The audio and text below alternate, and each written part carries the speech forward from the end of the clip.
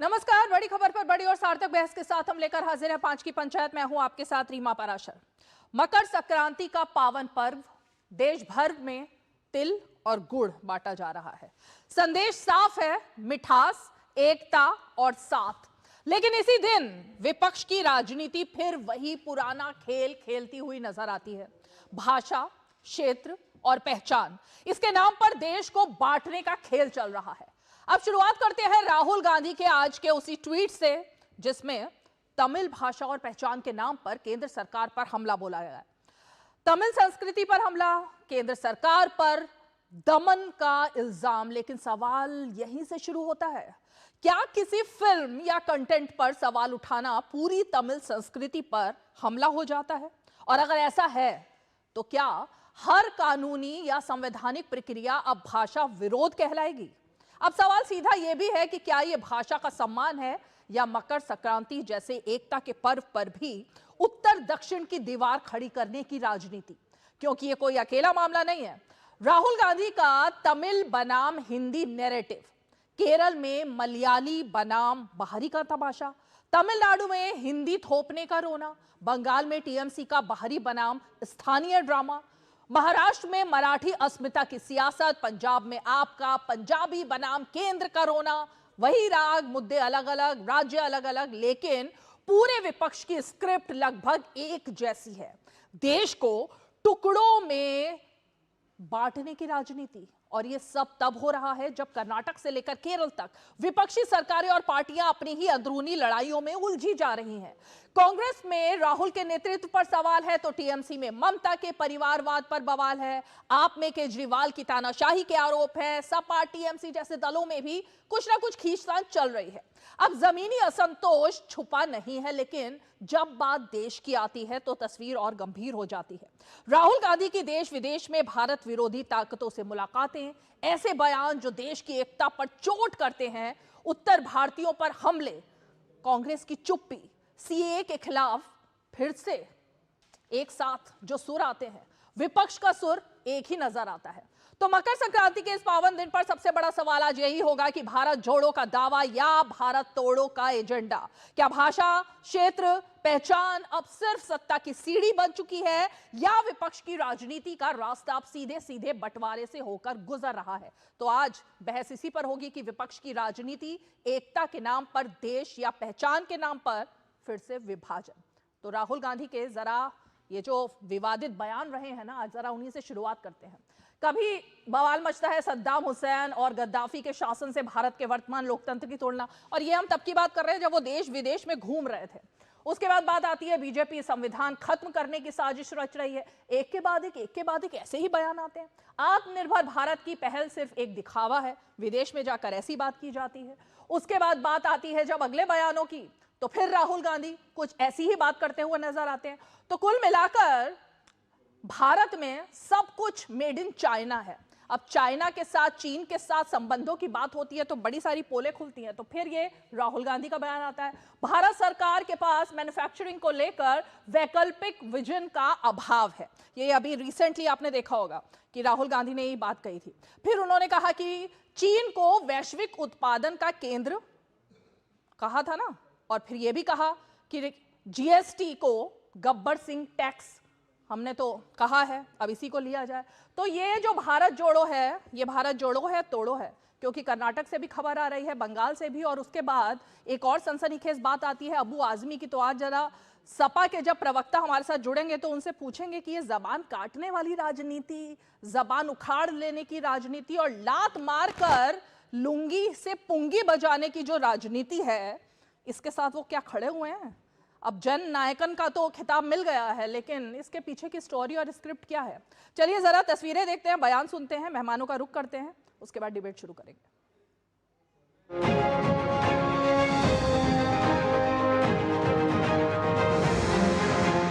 तमिल संगमम के दौरान सांस्कृतिक एकता की ऊर्जा को पल पल उसके साथ जहां भी रहा मैं जुड़ा रहा, मैंने उसे महसूस किया। हमारी तमिल संस्कृति पूरे भारत की साझी विरासत है। इतना ही नहीं, पूरी मानवता की ये साझी विरासत है। मैं एक भारत श्रेष्ठ भारत की जिस भावना की बात करता हूं, उसे पोंगल जैसे पर्व और सशक्त बनाते हैं। I was talking about information, I was talking about knowledge, I was talking about wisdom. But if you want to teach somebody, or if you want to learn, you need an atmosphere like the one Alice Ma'am has created. An atmosphere of love and affection, of respect, an atmosphere where people are talking to each other and listening to each other and being kind to each other. And that is exactly my fight. I also want to help develop an India where people are kind to each other.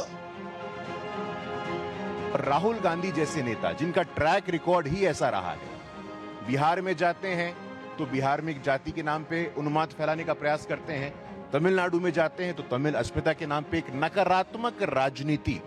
He is a perfect textbook example and a case study of separatism in Indian politics. Rahul Gandhi ji और विपक्ष के तमाम ऐसे नेताओं जो समय समय पे ऐसे क्षेत्रवाद, भाषावाद, जातिवाद, तमाम ऐसे टेंडेंसीज को इन्फ्लेट करने का प्रयास करते हैं और हमारी शांति और स्थिरता में बाधा उत्पन्न करने का प्रयास लगातार करते रहते हैं.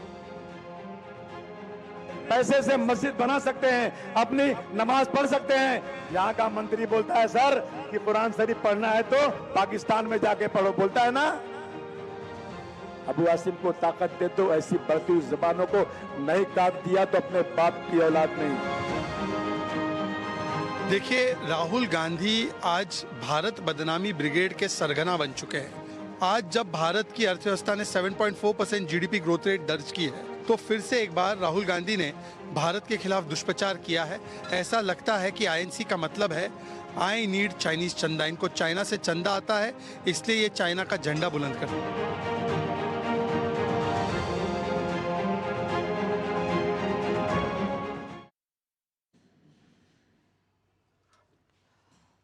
तो क्या हो गया ऐसा? कभी जननायक बन जाते हैं राहुल गांधी, अब कभी थलाइवा बन जाते हैं. आपको पता है थलाइवा किसको बोला जाता है साउथ में, खास करके तमिलनाडु में. लेकिन राहुल गांधी का जो पोस्टर छपता है तो वो थलाइवा भी बन जाते हैं. फिर जननायक कर्पूरी ठाकुर का सम्मान भी वो ले लेते हैं, जननायक भी बन जाते हैं. ये लोग कौन है जो इतना ज़्यादा सम्मानित किए जा रहे हैं राहुल गांधी को, लेकिन देश को ही नहीं समझ में आ रहा है. चलिए ज़रा इसी को जानने की कोशिश करते हैं. खास मेहमान जुड़ चुके हैं हमारे साथ, कांग्रेस पार्टी के समर्थक और खास करके राजनीतिक विश्लेषक सैयद जवाद हमारे साथ जुड़ गए हैं. हमारे साथ धर्मेंद्र यादव जी, प्रोफेसर धर्मेंद्र यादव बहुत समय बाद समाजवादी पार्टी के प्रवक्ता जुड़ गए हैं. प्रोफेसर डॉक्टर विनीत सिंह हमारे साथ जुड़ गए हैं एलजेपी का पक्ष रखने के लिए. बीजेपी की तरफ से कुछ ही पलों में राधिका खेड़ा जुड़ने वाली हैं हमारे साथ. सभी का स्वागत है. सैयद जवाद, क्या हो गया, अब फिल्में भी तय करेंगी कि तमिलनाडु में कौन रहेगा नहीं रहेगा, और उसका केंद्र सरकार से क्या लिंक आ गया? राहुल गांधी को मतलब इसमें भी सियासत देखनी थी क्या, थलाइवा को? बहुत बहुत धन्यवाद सभी को. मेरा जय हिंद, जय संविधान. देखिए, आपने दो इश्यूज बड़ी प्रमुखता से उठाए और मुझे उम्मीद थी कि फिर से आप जो हैं साउथ के लोगों की आवाज जरूर उठाएंगी, उनके दर्द, उनकी तकलीफ जरूर उठाएंगी. लेकिन ठीक है, अपनी बात है. तकलीफ, एक सेकेंड, डर तकलीफ, कौन सा डर?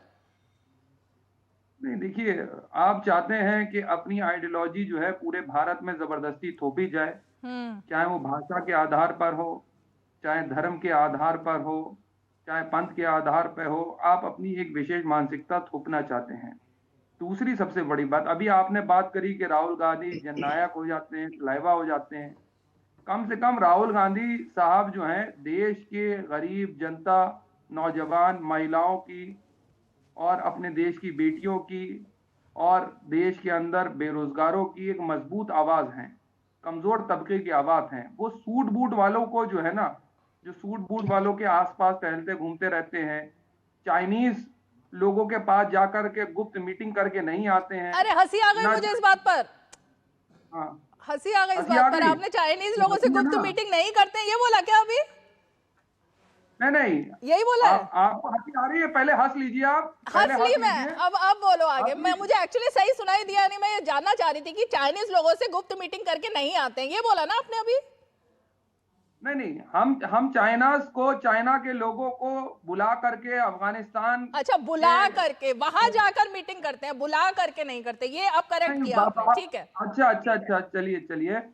बाहर जाकर के बीजेपी के 2 राष्ट्रीय अध्यक्ष और आरएसएस के कई लोग मुलाकात करके आए थे, वो तो आज तक नहीं दिखाया। चुन चुन करके विपक्ष के ऊपर मुद्दे लेकर के आती हैं आप। कभी सत्ता पक्ष से भी 2 सवाल कर लिया करिए, हम भी खुश हो जाएं कि हाँ, भारत के अंदर कुछ ना कुछ तो जो लोकतंत्र अभी सांसें ले रहा है उसमें कुछ हिम्मत बाकी है। सत्ता पक्ष से तो कभी सवाल करिए, वो नहीं करा जाएगा। और रही बात राहुल गांधी साहब, गुफाओं में जा करके एकदम से जो लोग साधु बन जाते हैं, कभी जो है दाढ़ी बढ़ा करके जब चुनाव होता पश्चिम बंगाल में रविन्द्रनाथ टैगोर बन जाते हैं, कभी जब जाते हैं वहां पर तो दूसरी वेशभूषा साबित कर लेते हैं, कभी जाएंगे अभी तमिलनाडु में होगा। अच्छा, तो ये जो मैंने पेरियार सवाल की पूछा support- सैयद जवाद, जो सवाल पूछा उसका ये जो आपने इतना लंबा चौड़ा जवाब दिया, उससे कोई लिंक था क्या? नहीं, आपने भी इतनी लंबी चौड़ी भूमिका बनाई, उससे कोई लिंक नहीं, था मैं तो आपका? भूमिका मैंने जो बनाई उसका लिंक साफ अभी कर दूंगी आपको, अगर नहीं समझ आया तो। लेकिन जो मैंने सवाल पूछा कि क्या फिल्मों पर जो हो रहा है, सेंसर बोर्ड जो तय कर रहा है, उसमें नरेंद्र मोदी कहां से बीच में आ जाते हैं, और इस पर भी आप लोग भाषा और जाति देखेंगे, ये मेरा सवाल था। इस पर आपने एक लाइन बोली नहीं अभी तक। नहीं, तो फिर वो बताइए, बीबीसी की डॉक्यूमेंट्री को बैन करने वाले लोग कौन थे जो बड़ी लोकतंत्र की दुहाइयां दे रहे थे? और जब इसी देश के अंदर पठान मूवी आती है तो भारतीय जनता पार्टी के मध्य प्रदेश के गृह मंत्री जो हैं नरोत्तम मिश्र आकर के क्या कहते हैं, हमारी पूर्व गृह संस्कृति पे मंत्री, हमला पूर्व होगा। गृह मंत्री। हाँ, हाँ, पूर्व गृह मंत्री, हाँ। इसीलिए तो हार गए। हाँ, ऐसे लोगों को जो अपने देश के अंदर जब दूसरी मूवीज आती हैं जो इनके एजेंडे से सटी हुई नहीं होती हैं, उसको बड़ा ले लेकर के प्रमोट करते हैं। कश्मीर फाइल्स के ऊपर भी आपने डिस्कशन कर लिया था, फिर केरला स्टोरी को लेकर के भी डिस्कशन कर लिया अरे था। अरे अरे अरे, भारतीय बहुत जनता कंफ्यूज पार्टी कर रहे हो आज आप, बहुत कंफ्यूज कर रहे हो, बहुत कंफ्यूज कर रहे हो। डिस्कशन करना अलग बात है, तमिल अस्मिता को ठेस पहुंचाना अलग बात है, लेकिन आज आप कंफ्यूज कर रहे हो। आज रुको अभी आप। राधिका खेड़ा जी, क्यों confuse कर आपके रहे हो? जुड़ने से पहले। आप कंफ्यूज हैं भाई, हाँ, सवाल करके आप खुद कंफ्यूज हैं। अच्छा, ठीक है, ठीक है। राधिका खेड़ा जवाब भी जी, तो सुनिए। अब सवाल ये है कि थलाइवा बन गए राहुल गांधी, बिहार गए थे तो जननायक बन गए थे, तमिलनाडु कल गए तो वो थलाइवा बन गए हैं। अब रजनीकांत जी को कैसा लग रहा होगा मुझे नहीं पता, लेकिन मतलब देश तो अभी जानना चाहता है कि ये थलाइवा की पदवी आखिर कैसे मिल गई राहुल गांधी को। कभी अब आपने राहुल गांधी पे बात छेड़ी है तो सुन लीजिए, कभी तो हमारे देश के अच्छा, राहुल गांधी पे सारी बातें आप ही करोगे, फिर आप कहते हो बीजेपी से सवाल ही नहीं पूछते हैं, बीजेपी से सवाल ही नहीं पूछते हैं। सुनिए तो, हाँ। कभी हमारे देश के प्रधानमंत्री जी साइंटिस्ट बन जाते हैं, कभी हमारे देश के प्रधानमंत्री जो हैं वो बिजनेस टाइकून बन जाते हैं, कभी इकोनॉमिस्ट बन जाते हैं, कभी जो है गरीब का बच्चा बन जाते हैं, कभी चाय बेचने वाला बन जाते हैं, कभी जो है पकोड़ा तलने वालों को भी जो है बता देते हैं, कभी देश के अंदर जो है आप देखिए कभी बाबा बन जाते हैं, मैंने बताया कभी रविन्द्रनाथ टैगोर बन चलो जाते भाई, हैं। ठीक है। क्या बन जाते हैं? राधिका बाहर जाकर खेड़ा के- लगता है बाहर चली जाकर गई हैं। के प्रोफेसर मौलाना विनीत मुफ्ती सिंह, बन जाते हैं। ये पहले आप इनकी बात का जवाब दे दीजिए कि प्रधानमंत्री, सीधे कंपटीशन एक्चुअली राहुल गांधी का प्रधानमंत्री से ही है कि जैसे प्रधानमंत्री सबके बीच जाकर प्रधान सेवक की तरह भूमिका निभाते हैं, ऐसे राहुल गांधी भी जहां जाएंगे वहां के बनेंगे। अब वो बिहार गए तो वो जननायक बने, अब वो थलाइवा बन गए हैं, तो फिर दिक्कत क्या है? रीमा जी, आप सभी को नमस्कार, गुड इवनिंग। भाई, मुझे एक याद आता है, गोविंदा की फिल्म थी राजा बाबू। तो राजा बाबू ये करते हैं कि सर वो पढ़े लिखे नहीं होते हैं, हर प्रोफेशन का वो वर्दी पहनते हैं, ड्रेस पहनते हैं और फोटो खिंचवाते हैं।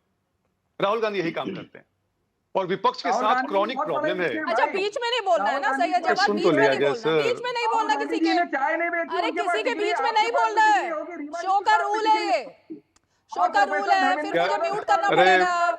नहीं होता ऐसे, हम लोग अपनी अपनी बारी अरे में, समर्थ- अपनी बारी अरे में, समर्थक साहब, अपनी शांत बारी रहिए में ना। बोलिए। प्रोड्यूसर से मेरी समर्थक रिक्वेस्ट सा- है, जो दूसरे की बारी में बोले उसको म्यूट करें। चलिए। समर्थक साहब, आप शांत रह जाइए। राहुल गांधी जी अगर आपको देख रहे होंगे तो ऑफिशियल प्रवक्ता जरूर बनाएंगे आपको। अब पूरी बात सुनिए। आपने कई एग्जाम्पल दिए कि मोदी जी इकोनॉमिक्स बन जाते हैं, साइंटिस्ट बन जाते हैं।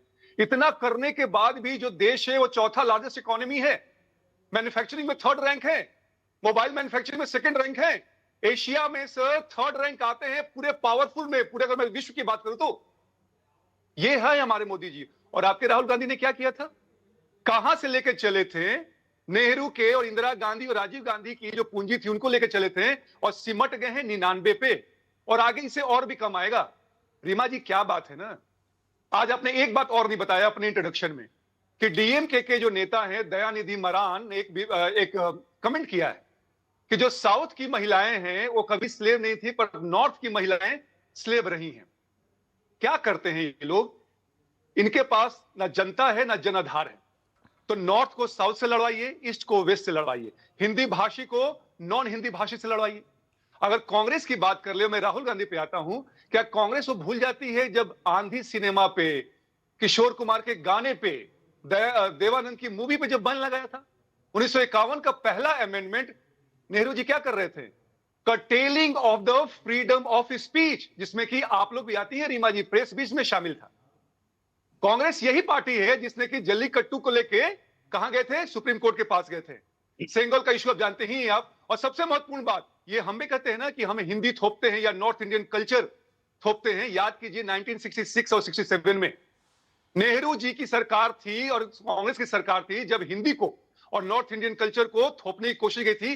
कारण यही था कि इसलिए डीएमके और एआईडीएमके बना, यही कारण है।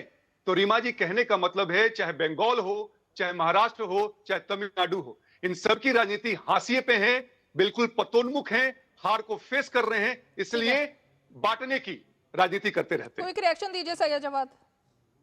देखिए, अब मैंने कहा था कि राहुल गांधी जी जो हैं वो पढ़े लिखे हैं, उनके पास डिग्री भी है, लेकिन बहुत से लोगों ने अपनी इस देश की डिग्री बताई भी नहीं, छुपाई, और बहुत दिनों के बाद जो है कौन सी यूनिवर्सिटी से पढ़ कर के आए वो सब जानते हैं।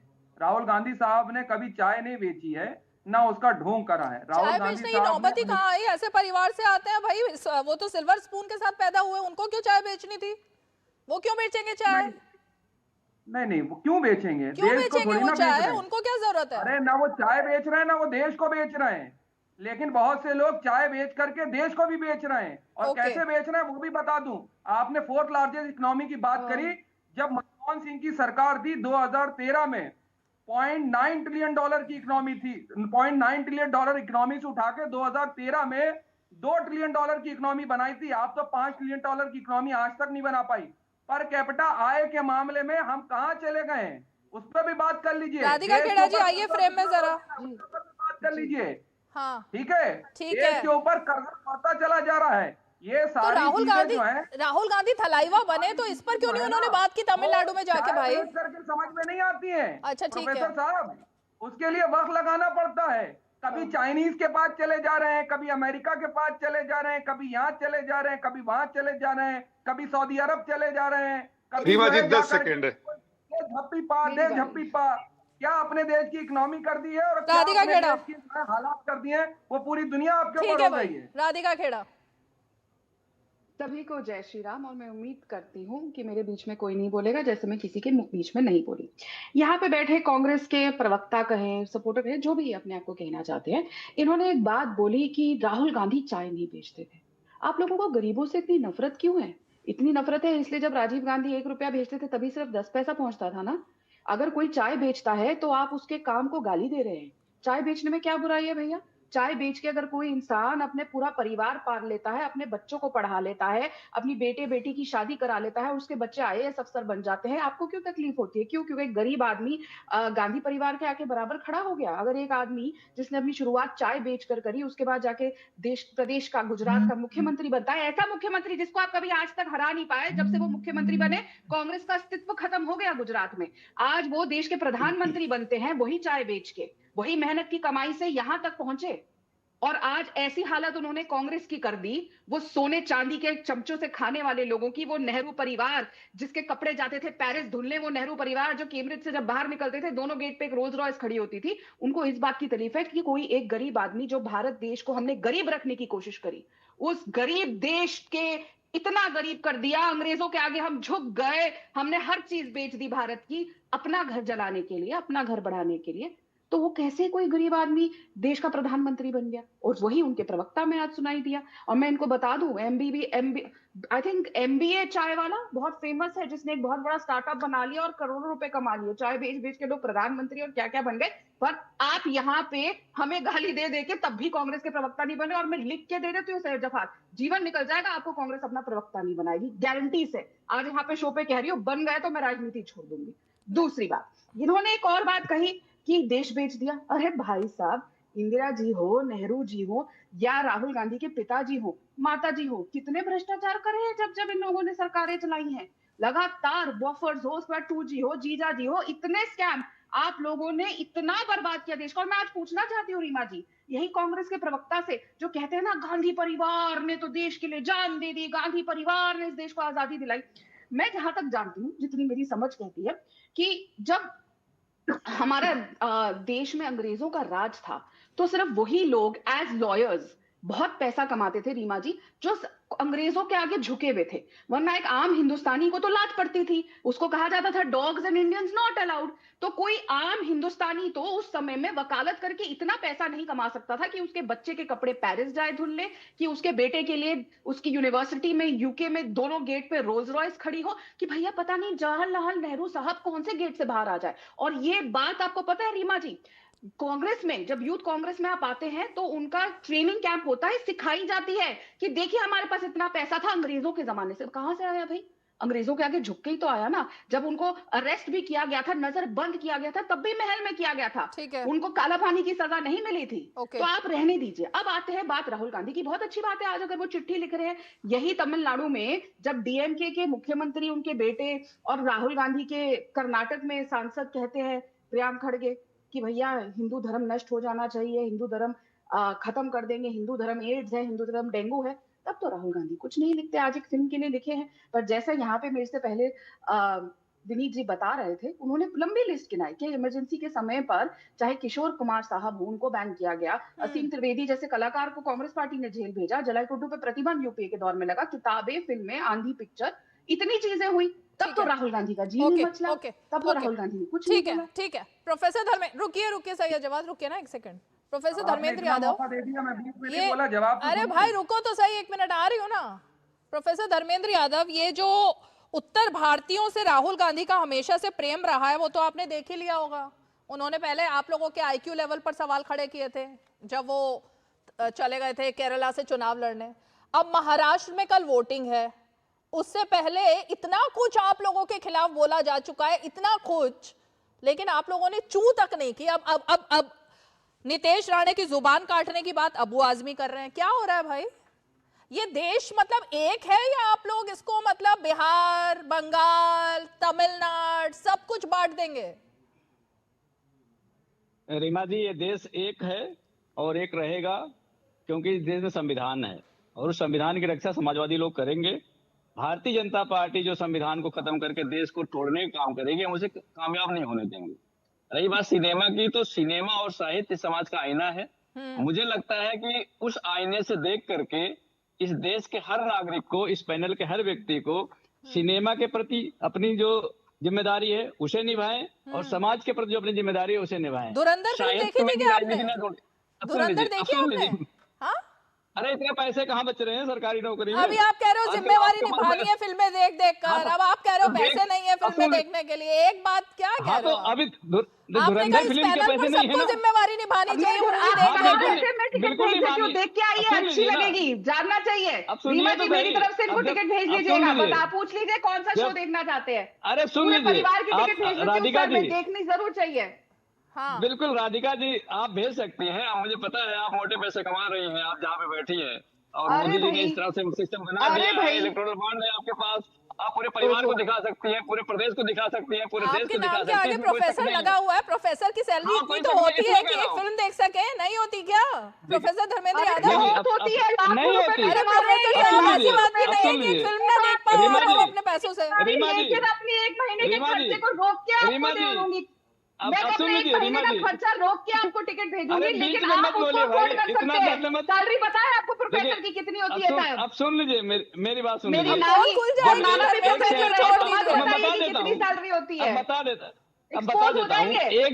अब सुन लीजिए ना, एक सैलरीड आदमी 30% टैक्स देता है, जब कोई कार खरीदने जाता है तो 18% जीएसटी देता है, उसके जब फ्यूल भराने जाता है तो सीजीएसटी देता है, एसजीएसटी देता है, उसके बाद जब हाईवे पे चलने जाता है तो वहां पे टोल देता है, उसके बाद जब वहां पे कहीं खाना खाता है तो उसके अलग पैसे देता है, तो उसकी जो सैलरी है लगभग 60 से 68% टैक्स में चली जाती तो है। फिल्में बंद कर दे, तो टैक्स देता क्या है। करना क्या है? नहीं, सैलरी बढ़ा दीजिए, सैलरी बढ़ा दीजिए। अच्छा, सरकार के सैलरी पास बढ़ानी है। 5वीं इकोनॉमी बनने जा रहा है, इतना बड़ा साइज हो जा रहा है, तो सैलरी बढ़ा दीजिए, 7 पे की जगह 8 पे का वीजा लगवा दीजिए, उसकी बात हो जानी चाहिए ना।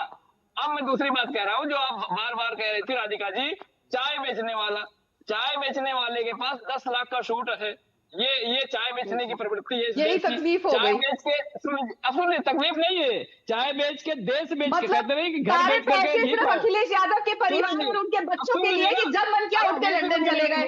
हमारे देश के प्रधानमंत्री ने सूट पहन लिया तो आपको तकलीफ हो गई। निकालिए कि अखिलेश यादव और उनकी पत्नी और उनके बच्चे कितनी बार साल में लंदन जाते हैं। अब सुन लीजिए ना मेरी बात, अब मेरी बात सुन लीजिए। होटल में अखिलेश यादव रहते हैं, उसका एक रात का अरे खर्चा राधिका कितना जी है? पहले सुन तो लीजिए, ये तो चाय हफ्ते नहीं की बेचते थे ना वो तो चाय नहीं बनाएगी बेचते कि थे मेरा ना। पैसा इतना पैसा अब सुन लीजिए ना, आप चाय पे भाषण दे रही, अब सुनिए, मेरी बात नहीं सुनेगा।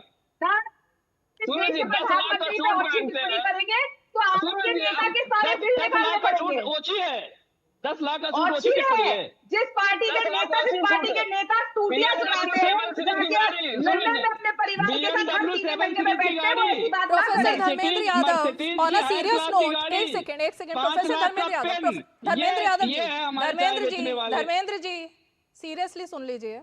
अब आप सूट बूट, अब एक सेकंड, एक तो चाय वालों का मजाक मत उड़ाइए, मैं अब ये सीरियसली कह रही हूँ। मैं मजाक नहीं कोई उड़ा भी रहा हूँ, इंसान चाय देश बेचने वाला देश में कोई भी इंसान अपनी रोजी रोटी, अपना पेट पालने के लिए कोई भी काम कर रहा है, उसका मजाक नहीं उड़ाना चाहिए। दूसरी बात ये धर्मेंद्र जी, अब सुनिए ना, अब सुनिए ना, बीफ कंपनी से चंदा लेकर के सूट सिलाएंगे तो उसके बारे में बात नहीं होगी क्या, मुझे बताइए। अब जब आप इतना सारा इतिहास निकालोगे, फिर ये इतिहास भी निकलेगा कि सैफई में जब महोत्सव होता था तो इतने बड़े बड़े सुपरस्टार्स को बुला कर वहाँ डांस करवाया जाता था, कहाँ से उनको पैसे दिए जाते थे, कहाँ से सब कुछ वहाँ जश्न होते थे, सीधे चौपर से वो लोग वहाँ पर उतरते थे सैफई में और आकर के डांस करके चले जाते थे 5 स्टार। ये सब फिर पोल खुलेगी, लेकिन इस पर जाना ही क्यों है? आज का मुद्दा दूसरा है ना धर्मेंद्र जी, मुद्दे पे आ रहा हूँ ना, तो मुद्दे पे आइए, क्यों इस पर जा रहे हो आप? राधिका जी कोई मुद्दा फिर बताइए। सैफई पर, फिर इस पर, उस पर, सब पर डिबेट होगी। नहीं था, हाँ, सुनिए, चाय मुद्दा नहीं था, केतली मुद्दा नहीं था, अदरक मुद्दा नहीं था, सैफई मुद्दा नहीं है, क्यों नहीं होगा सैफई मुद्दा? राधिका जी सरकार होते हुए सैफई महोत्सव में कितने पैसे खर्च होते थे? अपने मेन नेता के प्रवक्ता को बोलो जिसने शुरुआत करी। ये नहीं कहेंगे सेमीकंडक्टर जैसे। आवाज चली गई धर्मेंद्र जी। रीमा जी, धर्मेंद्र जी का ऑडियो ठीक कीजिए, मुझे ब्रेक भी लेना है। ओके, रीमा जी, एक ब्रेक लेते हैं, ब्रेक के बाद लौटते हैं, ब्रेक लेते हैं। मेरा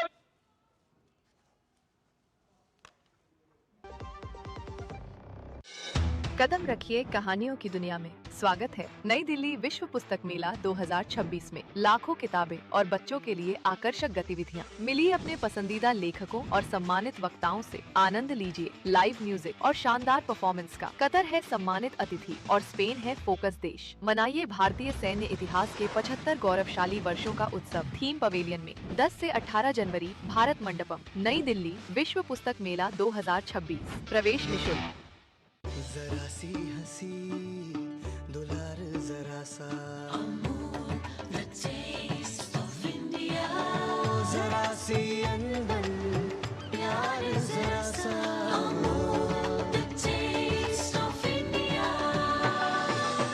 यही तो अमूल है स्वाद इंडिया का, यही तो अमूल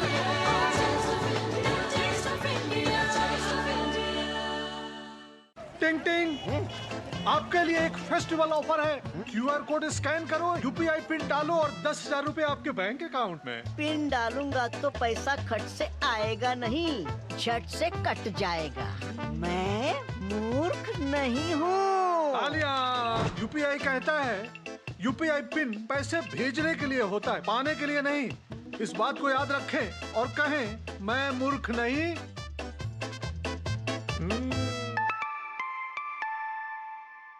जाइए आप भी किसी का टेस्ट लीजिए।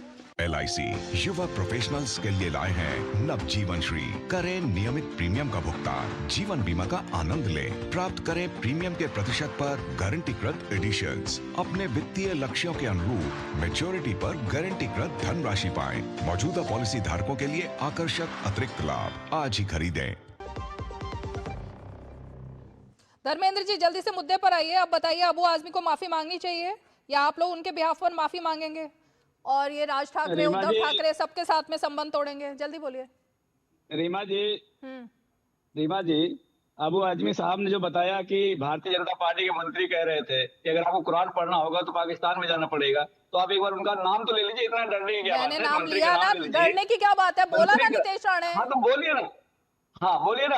हाँ तो बोल दिया तो जुबान काटने की बात होगी क्या? सुनिए, उनको कौन अधिकार दे देता है ये बात कहने के लिए? अनिल बिधूड़ी का नाम ले लीजिए, जुबान काट लेंगे, गिरिराज सिंह का नाम ले लीजिए। जुबान काट लेंगे क्या? तालिबानी चल रहा है यहाँ पर सब कुछ। भारतीय जनता पार्टी की लंबी लिस्ट है ना, भारतीय जनता पार्टी की एक लंबी लिस्ट है। ये एग्जैक्ट बयान सुना था क्या अपने नेता का आपने, धर्मेंद्र जी? आप नहीं सुनवाया था? किसी के बाप की औकात नहीं है कि हमें ऐसा बोल सके। मुझे आप लोग ताकत दो तो मैं उसकी जाकर जुबान काट लूं, ये एग्जैक्ट कोड था। किसको हक मिल रहा है ऐसे बोलने का? किसको ये हक मिल रहा है कि भारतीय को दूसरे देश में भेजकर बोले कि आप वहां जाके पूजा करोगे, वहां जाके आप नमाज पढ़ोगे? ये कौन हक दे रहा है, कौन इम्यूनिटी दे रहा है? तो जबान काटेंगे। उसमें तो आपने डिबेट नहीं किया। जबान काटेंगे। उसमें तो आपने डिबेट नहीं किया। उस पे तो आपने डिबेट नहीं किया। बिहारियों को लात मारकर भगा दूंगा, ये बोलने का हक बनता है क्या राज ठाकरे का? भारतीय जनता पार्टी के सबसे लात बड़े नेता मारकर भगा दूंगा मोदी, अब सुन लीजिए, नहीं वो गलत भाषा है, उसको समर्थन नहीं करता मैं। लेकिन भारतीय जनता पार्टी के सबसे बड़े नेता, देश के प्रधानमंत्री अगर बोलते हैं कि गाड़ी के नीचे पिल्ले आ जाते हैं, तो आदमियों की तुलना पिल्लों से करना देश के प्रधानमंत्री को शोभा देता है क्या? उस पर डिबेट नहीं कर रही हैं आप। अब मैं आपको बताना चाहता हूँ, देखिए बचपन में जब हम लोग गाँव में रहते थे। राधिका जी रुकिए, अभी आती हूँ, लेकिन जरा विनीत जी, ये बिहारियों को लेकर इतना सम्मान जो इंडी गठबंधन लगातार दिखा रहा है, आप लोगों ने क्या इसको अपोज किया अभी तक?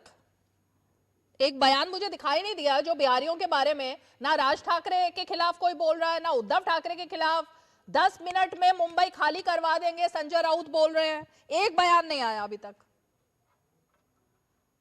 रीमा जी एक बात बताऊं, ये ऐसे लोग हैं जो कि कीचड़ में खेलना पसंद करते हैं। और हम सब बिहारियों की अगर बात करें ना, तो मैं अगर स्टार्ट करूं मैं हिस्ट्री से, इतिहास के पृष्ठभूमि से, तो इस पैनल में बैठा हुआ कोई व्यक्ति इस बात को नकार नहीं सकता है कि बिहार ने, देश छोड़िए, बिहार ने विश्व को दिशा दिखाई है। स्टार्ट किए Samudragupta, was known as Napoleon of India, Chandragupta Maurya, Ashoka के बारे में बताऊं मैं, जो आचार्य चाणक्य हैं जिनको हम लोग कोट करते रहते, जितने भी पॉलिटिशियन है, कहां के थे? अभी बात कर लीजिए आप सर्जरी की बात कर लीजिए, डॉक्टर सुश्रुत कहां के थे? सब बिहार के थे। कुछ समय और आगे बढ़िए, रामधारी सिंह दिनकर, जेपी, राजेंद्र प्रसाद, ये तो बिहार है। और बिहारियों का जो काम करते हैं उसका ये गुणगान है। और बिहारियों के साथ एक फायदा क्या है रीमा जी ना, कि हम जहां जाते हैं ना मोही के होकर रह जाते हैं, अपने प्रदेश को भूलते नहीं है और उस प्रदेश को भी अपना लेते हैं। एक बात बताइए, क्या महाराष्ट्र और स्पेशली बॉम्बे क्या केवल मराठियों का बनाया हुआ है? क्या इसमें बिहार, यूपी जिसको कि हम लोग को भैया कहा जाता है, या साउथ के लोगों का योगदान नहीं है? ये दोनों जो ठाकरे ब्रदर है ना, इन्होंने अपने हिंदू हृदय सम्राट बाला साहब ठाकरे की पूंजी खाई है, उसको खत्म कर दिया उसको। ये हिंदुत्व का चोला पहन के बैठे हुए, पर काम क्या है? राजनीति बिल्कुल शून्य है, सिफर है। ये यही डिवाइसिव पॉलिसी काम करते हैं और हाशिए पे हैं। मैंने कहा कि ये बिल्कुल अंधेरे में देख रहे हैं। इसीलिए ये हम बिहारियों को, और बिहारी क्यों 60 के दशक में, 70 के दशक में तमिलियों के बारे में नहीं बोला जाता था कि भगाओ लूंगी बजाओ पूंगी? तो ये तो हर जगह यही काम करते हैं। करना कुछ नहीं है। मैंने पहले ही कहा कि ना जनता है ना जनाधार है इनके पास, तो काम क्या कीजिए, बांटिए। और कुछ बातें रीमा जी 10 सेकंड में खत्म करेंगे जो प्रोफेसर साहब कह रहे थे, क्योंकि मैं भी इसी पेशे से आता हूं। प्रोफेसर साहब, 8वें पे कमीशन की कमिटी बन गई है, जल्दी ही आपका पे जो है बढ़ जाएगा। और अखिलेश यादव का तो मूवी देख लेंगे, सुनिए तो सर, सुनिए तो सर, जल्दी मूवी देख लेंगे, बन जाएगा। अरे सुनिए तो सर, अखिलेश यादव का जल्दी देख लेंगे, बहुत पैसा कमाया होगा। और ये कहां के कांग्रेस के समर्थक? रीमा जी यही थे, चिदम्बरम साहब थे, मनमोहन सिंह थे। फ्रेजाइल 5 इकोनॉमी में इंडिया आता था, कहां लेकर चले गए थे हम लोग को?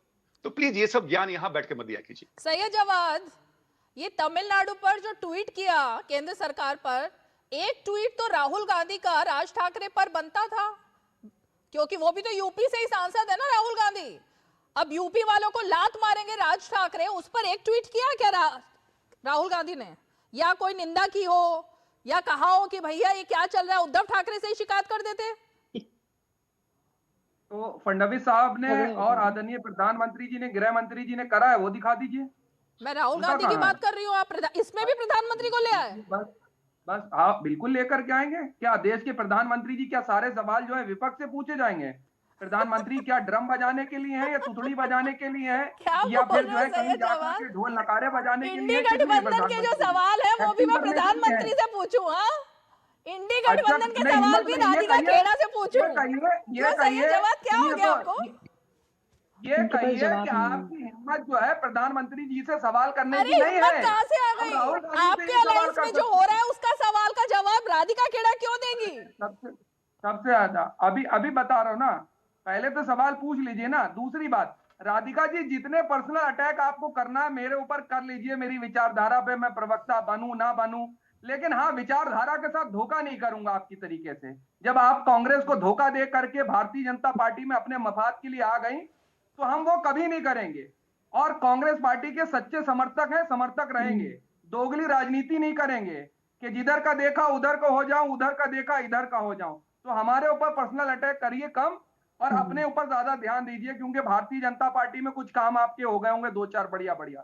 तीसरी सबसे बड़ी बात, हम जहां तक जानते हैं, भारतीय जनता पार्टी की हमेशा राजनीति वो डिवाइड एंड रूल की रही है। आपने हिंदी भाषा का जिक्र करा, यही महाराष्ट्र के अंदर ये कानून लेकर के आए थे, त्रिभाषाई कानून। हमने आपने सबने मिलकर के डिबेट करी थी। उसके बाद जो है भारतीय जनता पार्टी के लोग खामोश हो गए थे। जब विरोध हुआ, पीछे से बैकडोर से लेकर के आए, ना फडणवीस साहब बोले, ना भारतीय जनता पार्टी का कोई शीर्ष नेतृत्व बोला, और आज यहां पर आकर के हमको बता रहे हैं। चौथी सबसे बड़ी बात, इस देश के अंदर जो मुद्दे राहुल जी उठाते हैं, और अभी तक इतिहास देख लीजिए, जितने राहुल जी ने मुद्दे उठाए हैं, भारतीय जनता पार्टी को मुंह छुपाने की जगह नहीं मिलती है। कोई एक इशू बताइए। जैसे कौन सा मुद्दा? रीमा जी, मैं बोलूं? एक मुद्दा बताओ। कृषि कानून, एक बता रहा हूँ, कृषि कानून बिल लेकर के आए, राहुल गांधी जी ने सदन में खड़े होकर के कहा ये आपको वापस लेना पड़ेंगे, आपने वापस लिए। आपको राहुल गांधी जी ने सचेत कर, अब रुक जाइए ना, राहुल गांधी जी ने आपको सचेत करवाया कोरोना के लिए, आपको लगातार राहुल गांधी ने बताया, आपने नहीं सुनी, उनका स्टेटमेंट है, मैं आपको बता दे रहा हूँ। ये बेगैरतों वाली हंसी है, ये हंसी जो है अपनी, उनकी मर्जी, वो हंसे कुछ करे, आप अपनी बात कंप्लीट करो ना। तीसरी सबसे बात, राहुल गांधी साहब ने बार बार आगाह करवाया कि देश के अंदर इकोनॉमिकल हालात, कपिल शर्मा शो देखने की जरूरत नहीं पड़ेगी रीवा जी, और आज भी उठा करके देख लीजिए, कर्ज बढ़ रहा है, बेरोजगारी के मुद्दे उठाए, नफरत के खिलाफ राहुल गांधी साहब खड़े हुए, उन्होंने मोहब्बत की बात करी। वो सारी चीजें जो है वो भारतीय जनता पार्टी लोग नहीं कर पाते हैं, इसीलिए उनको इन चीजों की तकलीफ होती है कि राहुल गांधी जो है, एक बात नहीं मानी राधिका खेड़ा जी अभी तक कि आलू से सोना कैसे बनाना है। नहीं, सोने से आलू क्या था, वो आलू सोना आलू वो कुछ था ना, वो वाली बात नहीं मानी। टेलीविजन पे एक बात रह गई बस माननी, बाकी सब मान ली सरकार। फेक न्यूज बना रही है, फेक न्यूज फैला रही है नेशनल टेलीविजन पे। रीमा जी, फेक है। रीमा जी आप बोलती हैं तो वो फेक न्यूज होती है। दूरदर्शन की गरिमा रखी है, वो राहुल गांधी नहीं कहा था, प्रधानमंत्री जी ने कहा था। ठीक है, ओके, उनको कहा था फेक न्यूज फैला रही है, मान लिया, ठीक है। राधिका खेड़ा खैर रीमा जी आप बोलेंगी तो फेक न्यूज है, लेकिन सैयद जफार अगर बोलेंगे कि मैंने भाजपा में क्यों ज्वाइन किया, कांग्रेस क्यों छोड़ी, तो वो उनकी बात सही हो जाती है। शायद इनके घरों में जब महिलाओं के साथ छेड़छाड़ होती है, उन्हें कमरे में बंद किया जाता है, उन्हें गाली दी जाती है, तो उनको वहीं कुएं के अंदर रखा जाता है। ये इनकी संस्कृति है, तभी ये कांग्रेस के कुएं के अंदर रहना चाहते हैं। लेकिन मैं वापस टॉपिक पे आना चाहूंगी। अब शो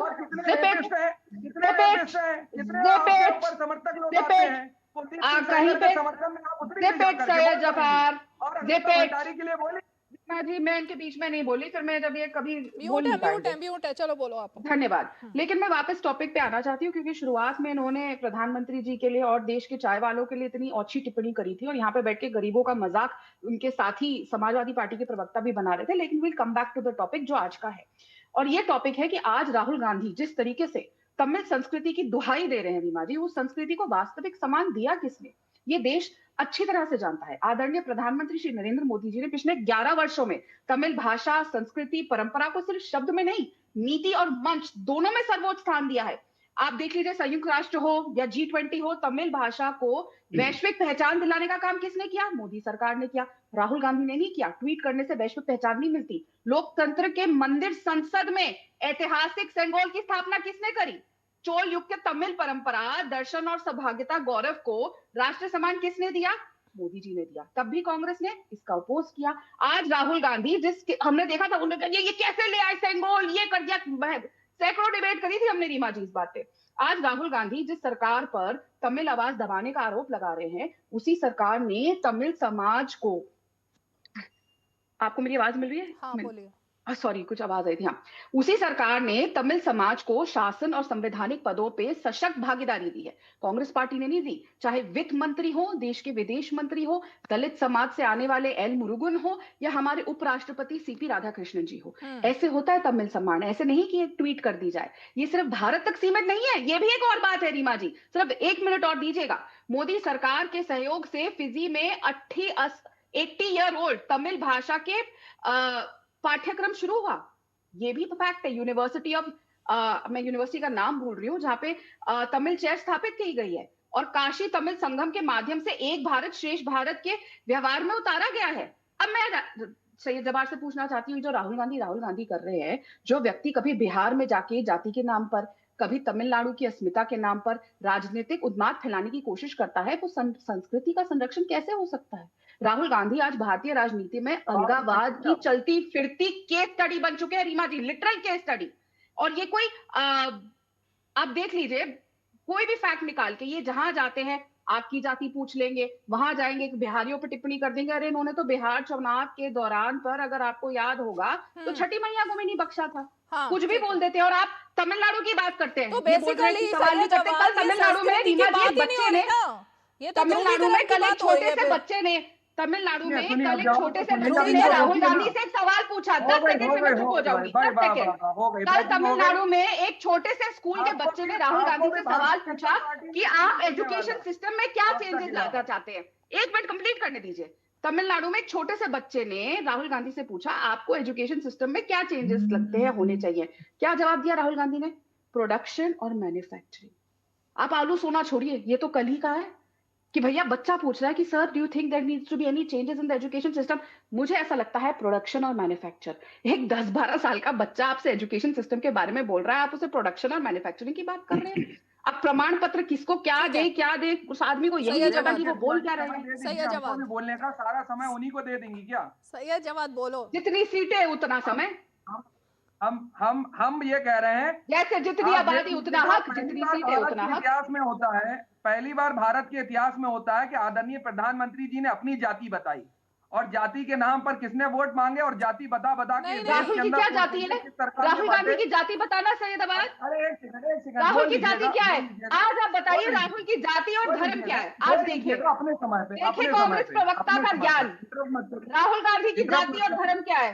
प्रधानमंत्री जी ने राहुल गांधी किस जाति से आते हैं और उनका धर्म क्या है? मैं तो बता दूंगी उनकी जाति और धर्म। फंस आप जाएंगे, बताइए राहुल गांधी की जाति। उनको सबकी जाति जाननी है, उनको हर चैनल के एक्टर की जाति जाननी है। क्या है राहुल की जाति? अब मिर्चे लगी है जोर से। अब राहुल की जाति क्या है?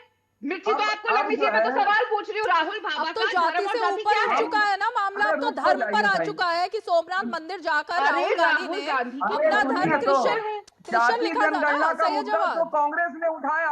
हाँ, और राहुल की जाति तो बताओ, जब जातिगत जनगणना होगी उनके पास लोग जाएंगे, राहुल जी बताइए आपकी जाति क्या है, तो राहुल गांधी अपनी जाति और धर्म क्या लिखवाएंगे? बताइए, मैं लिखूं फिर जाकर राहुल गांधी की जाति और धर्म?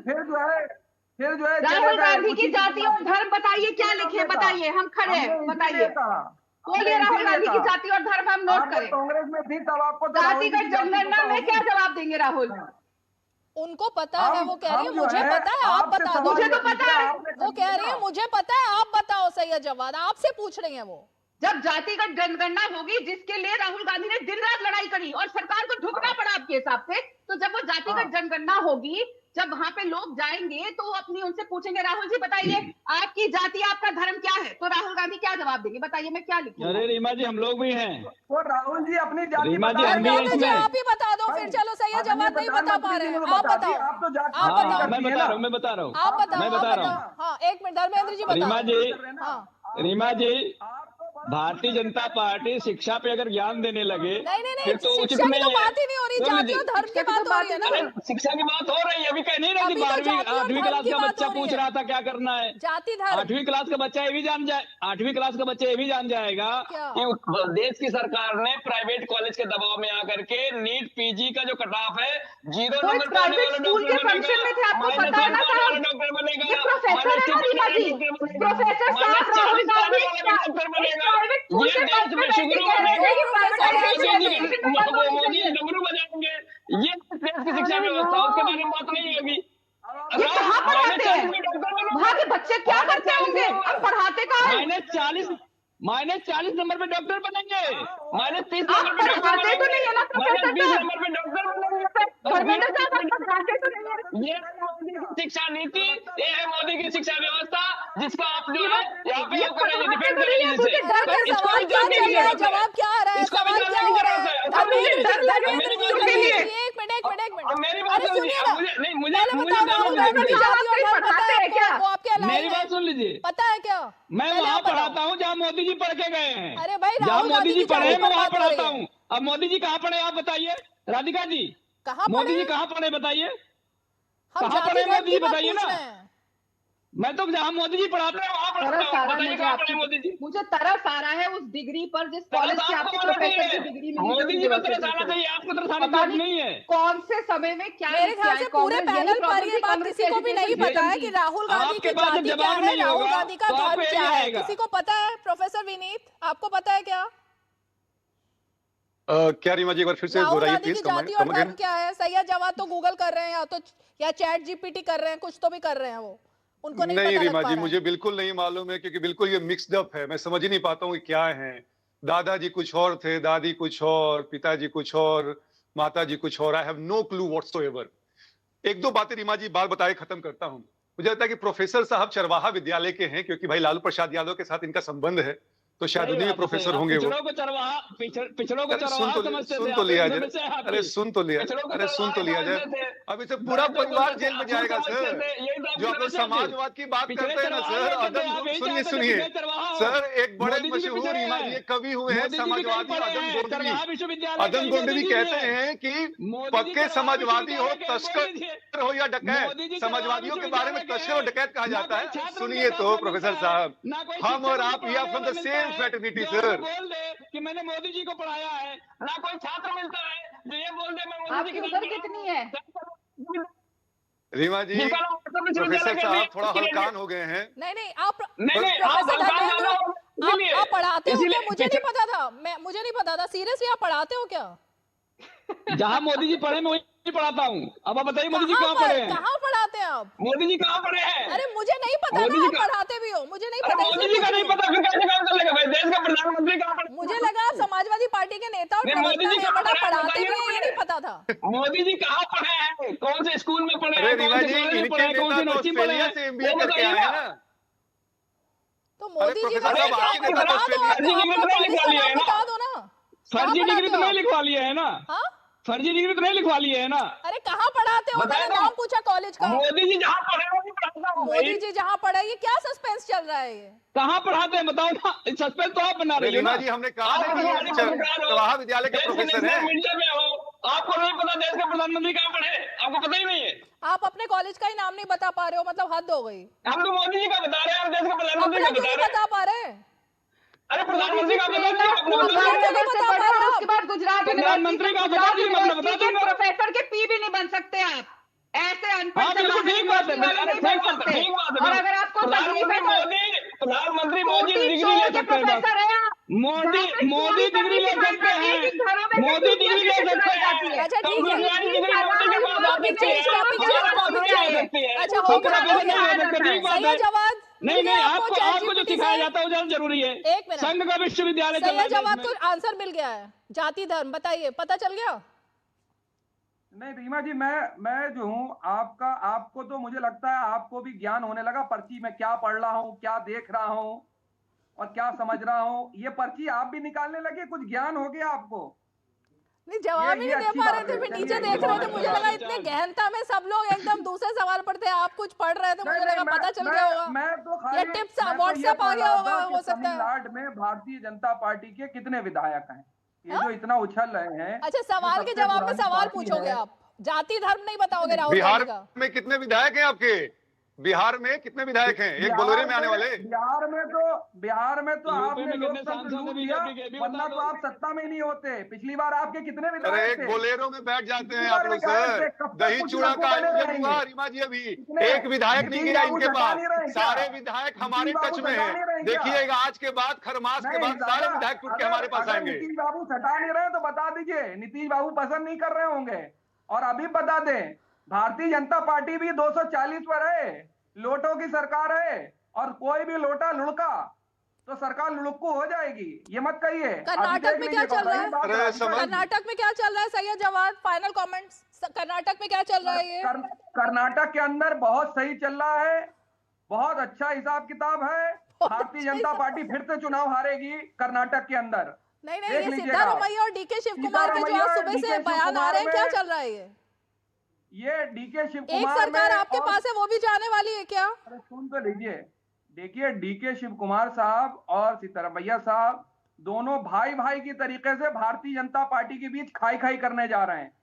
खाई खाई कर देंगे इनकी पार्टी की वहां पर। ओके। और इनकी पार्टी अब कर्नाटक से सत्ता में नहीं आएगी ना, आप देख लीजिएगा तेलंगाना में आएगी, और तमिलनाडु में इनका क्या हश्र होने जा रहा है। 4 की जगह 0 पर आएंगे। राधिका खेड़ा जवाब दीजिए। लिख लीजिए अभी, ये पर्ची पे लिख लीजिए कहीं पर, 4 विधायक है, 0 सीट आएगी इनकी। अच्छा, राधिका खेड़ा। पर्ची से मुझे एक बात याद आई, एक किस्सा सुनाऊंगी 30 सेकंड का। 2014 के चुनाव के पहले क्या ट्रेनिंग में देने लगे झूठ बोलने के साथ एक्टिंग की भी, कि एक्टिंग भी करना होती, ओवर एक्टिंग करना होती टेलीविजन पर आकर के? हो गया? नहीं, अभी कहाँ हुआ? हो गया? अभी बोल लीजिए, फिर बोल लीजिए, नहीं हुआ तो बोल लीजिए। मैं ये तो पूछ रहा हूँ कि झूठ बोलने की ट्रेनिंग के साथ साथ एक्टिंग भी ट्रेनिंग देने लगे हैं क्या? जवाब शुरू से लेके शो खत्म होने का समय आ गया, मैंने आपसे जो सवाल किया आपने उसका तो जवाब दिया नहीं। अब जो मैं उनसे सवाल कर रही हूँ उनको तो जवाब देने दो ना। बोलिए राधिका खेड़ा। जब पर्ची से कहानी याद आई, 2014 के चुनाव के पहले राहुल गांधी बिल्कुल फुल फॉर्म में थे, ऐसे स्लीव पीछे करके कहते थे हमारी सरकार तो दोबारा आ रही है। तो एक सोशल मीडिया की मीटिंग हुई पूरी सोशल मीडिया टीम के साथ, हम भी उसमें बैठे हुए थे। तो एक लड़की खड़ी हुई रीमा जी, और ये आप किसी भी कांग्रेसी से पूछ लेंगे वो आपको बता देंगे, और उसने पूछा सर क्या आपको लगता है हम तीसरी बार सरकार बनाएंगे? तो उन्होंने कहा take a piece of paper and उस पर लिख लो कि दोबारा हम तीसरी बार सरकार बना रहे हैं, उसे अपनी जेब में पॉकेट में रख दो, और जिस दिन रिजल्ट आएगा उस दिन निकाल के देखना।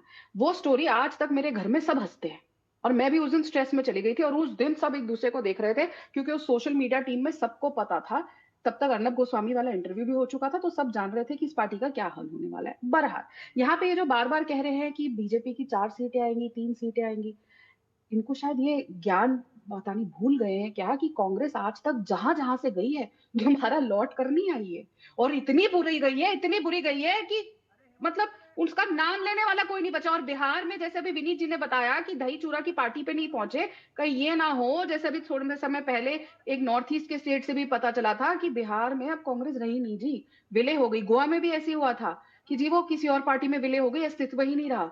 बिहार में पहले अपने 6 विधायक बचा के रखिए, उसके बाद असम में जहां पे आपने गांधी परिवार में पहली बार देखने को मिल रहा है कि general secretary without a portfolio को प्रभारी बना दिया है टिकटें बांटने का, साथ में भूपेश बघेल लगा दिए हैं, दोनों पर नोट छापेंगे, ये भी सुनने में आ रहा है। 50-50 हजार की पर्चियां कटनी शुरू हो चुकी है। पहले ये देखिए जो पाकिस्तानी आपने बना रखा है वक्त नहीं है, धर्मेंद्र जी जल्दी से क्या एक लाइन जल्दी से बोलिए। 240 पर आए हैं, अगली बार 40 के लाले होंगे। रीमा जी आप तो सब मिलके भी 240 नहीं ला पाए ना। कितनी है टोटल? कितनी है टोटल आपके गठबंधन की सीटें? कितनी है गठबंधन की सीटें? अरे सर 1 मिनट नहीं है, जल्दी बोलिए 10 सेकंड। रीमा जी मैं कंपाइलर डिजाइन का प्रोफेसर हूँ, अगर इनमें कोई जानता हो कंपाइलर डिजाइन सब्जेक्ट वो भी जान जाएगा, अगर आपको पता होगा तो आपके दर्शकों को बता देना, क्योंकि शो तो खत्म हो रहा है। कंपाइलर डिजाइन कहाँ पढ़ा जाता है? कंपाइलर डिजाइन सब्जेक्ट पढ़ाया जाता है, कौन सी स्ट्रीम में पढ़ाया जाता है, कौन से डिपार्टमेंट में पढ़ाया जाता है, वो आप पता करके बताइए, यूनिवर्सिटी में बता दूंगा। विनीत सिंह बता पाएंगे? फाइनल कमेंट बताइए, पूछिए। नहीं बता पाएंगे। नहीं रीमा जी, मैं तो मैनेजमेंट का प्रोफेसर हूं, मैं मार्केट रिसर्च और कंज्यूमर बिहेवियर एडवर्टाइजिंग पढ़ाता हूं। मैंने आज तक ये सब्जेक्ट नहीं सुना है। हो सकता है कि चरवाहा विद्यालय करिकुलम में होगा। कंप्यूटर साइंस क्या हो गया? तब भी आप ऐसी बातें करते हैं। कंप्यूटर मुझे नहीं मालूम, पढ़े लिखे होते तब भी आप ऐसी बात करते हैं गूगल डिबेट कर पे। लीजिए, पता चल जाएगा। गूगल कर अरे लीजिए, पता बता चल रही जाएगा। हूँ, कंप्यूटर साइंस का सब्जेक्ट है, तब भी आप गूगल नहीं होता है, गूगल होता है, गूगल। का नाम नहीं सुना होगा इससे पहले।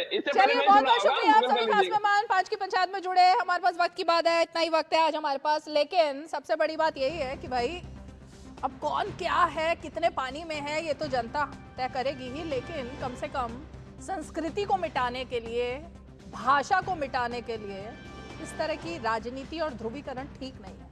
अब भारत को जोड़ने की तो किसी को जरूरत करनी नहीं चाहिए, क्योंकि भारत तो एक है, एकता ही है, लेकिन तोड़ने की तो कोशिश मत कीजिए। 5 की पंचायत में आज इतना ही, कल फिर होगी मुलाकात, तब तक के लिए हमें दीजिए इजाजत, नमस्कार।